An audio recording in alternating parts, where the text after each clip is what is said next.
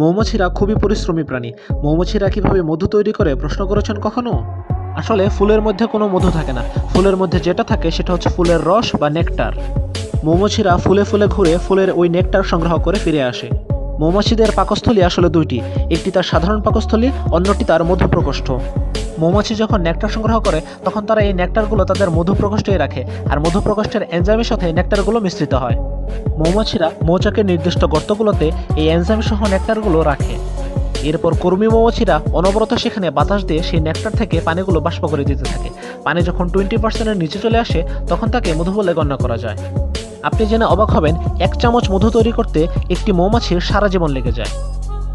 পারে। Usain bolt মনে হয় মৌমাছির থেকে ইন্সপায়ার্ড হয়েছিল। একটি মৌমাছি তার সারা জীবনে একটি চা চামচের 12 ভাগের কেবল 1 ভাগ মধুই তৈরি করতে পারে। 1 আউন্স মধু তৈরি করতে কোনো মৌমাছির যতটা পথ উঠতে হবে এতে সে একবার পৃথিবী ঘুরে আসতে পারবে। ভাবা যায় মাত্র 1 পাউন্ড মধু তৈরি করতে মৌমাছিদের 2 মিলিয়ন ফুলে ঘুরে আসতে হয়। মৌমাছিই পৃথিবীর একমাত্র প্রাণী যারা মানুষের খাওয়ার উপযোগী খাদ্য উৎপাদন করে।